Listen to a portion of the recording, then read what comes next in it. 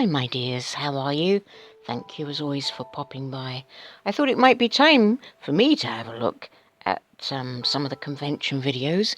I know others have and had their say. I've not watched their videos, so this is just my own take. Now, this one, well, thank you to faithleaks.org as always, links below, for putting out this video.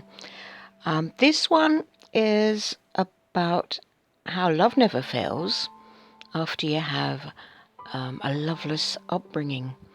I kind of know about that, so I thought, I want to have a look at this. Let's see what's going on. Throughout my childhood, I didn't receive the love a child should have from his family. I lost my father to alcoholism when I was very young. And then my older brother committed suicide. I had to raise myself. Oh. Growing up, I was often beaten and I saw scenes of horrible violence.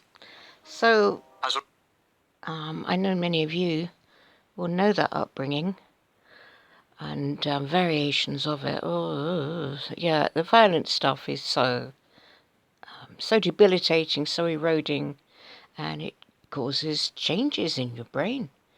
Really changes stuff.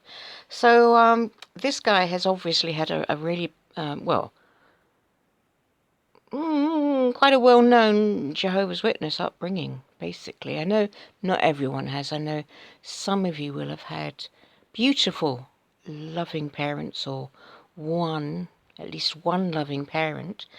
But this guy is relating a story that many of you say about your Jehovah's Witness families. So let's see what happened. As a result, I became a drug addict. This loveless upbringing made me a very violent person, unable to love and trust anyone. I was depressed. So he looks like there he's self-medicating. He's just doing it. One of these things, people react differently, and this can be a really natural reaction. It's a very, very tragic reaction. I could not have a normal, happy life like everyone else. One night, Joseph came home completely drunk. He set the apartment on fire, and in one night, we lost everything we had. Oh no. I had been studying the Bible for just a few months when the sister gave me an envelope full of cash. Great. The local congregation wanted to help us buy, well, everything we had lost. I thought, it's incredible that people who don't even know me can show such deep love and affection. So okay.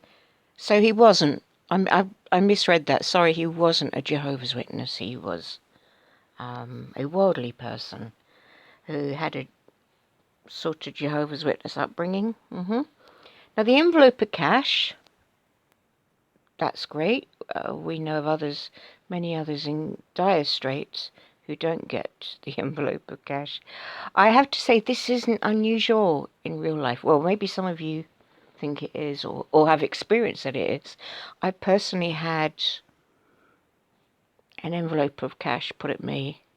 It was the only time they kept me quiet for 10 minutes because I was so shocked. I was just like, oh. And then I started crying, so they all thought they'd done something wrong. And I was like, no. But then another, well, that was the face-to-face one. I've had other ones sent to me. And it circles round, in a campaign group for people in real dire straits. People were naturally just giving someone they didn't know cash, honestly. And if they had no food in their cupboards, people were saying, who didn't have much themselves, and it's often the people who don't have much themselves who understand what it's like to be at that raw state. Many of you know what I mean. And people were saying, well, I've got so many tins. People in their local vicinity, because we put it out, nationally, going, anyone in this area who can help? And people would have some spare tins in their cupboard and just give them directly to that person. As you would. Like, okay, maybe I'm a bit naive and stupid, but it does happen. It really, really does happen out there. Okay, not everyone does it, but it does exist. Let us carry on. I met with two brothers that same evening, and I asked them, can God really forgive my sins? Oh, They showed me 1 Corinthians 6. so that's an interesting thing. Just in the way that J-dubs are talking that child abuse is, they keep referring to it as a sin rather than a crime. You might get crime mentioned twice in the same article, sin is mentioned dozens of times. This is interesting. This guy was in a lot of pain and he was self-medicating. Some would say he's very sick. Maybe some psychologists would say he's ill. Hello, he's ill. But no, that is reframed as a sin.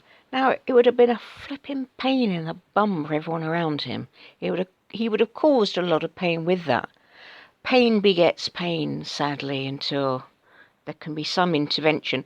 And for some, a spiritual intervention doesn't have to be the J-dubs. Spiritual intervention can really change that. It does for lots of people. And great. Others need that with a mental health intervention. Others need just the mental health intervention. These are complex matters. And don't forget, his brain would have been physically changed by what he went through. But it's a sin. It's so black and white, isn't it? It's so, I want more compassion for this situation. 9 through 11. At that moment, I realized that I could change. I had found the truth. Oh. With Jehovah's help, I was able to give up drugs, alcohol, and cigarettes in 3 months. Today, I'm a very happy man. That's great. These things are always put down with Jehovah's help. And, as I say, in other religions and things, I'll say with God's help or Jesus' help, whatever. Fine. I'm not going to knock that. But it's important to be aware that it can help. It can happen, rather, universally. I have learned to trust people, to become a loving husband. Oh, look at that. Oh, bless. And a caring father. Despite my loveless upbringing, Jehovah showed me that love never fails. Well, that's kind of a sweet story. Sadly, we never know how much these things have been messed around with and changed. People have spoken so many times about how they were the ones in the big conventions who went on the stage or whatever and gave their personal stories, and it was reconstructed. They'd start off with their own story, and then they went up, and it all been like waffled around. But whatever, I'm glad that this guy overcame his past. But on balance, on real balance, loads of people, millions upon millions of people do that. It's so sad that they have to, but millions of people do that who are without joining the J-dub. So that's just kind of a bit of a balance. And I'm sorry, at the beginning I just thought that he'd had a J-dub upbringing, as I'm sure many of you did. And I'm wondering how many people attending the convention were watching at the beginning going, oh, yeah, that was my upbringing. People that have been brought up J-dubs going, that was my upbringing. And then, hang on. So there you go. Love never fails. No, unconditional love doesn't fail. You're right. And if that was your upbringing, lots of ways to overcome. Don't give up. Lots of love. Bye.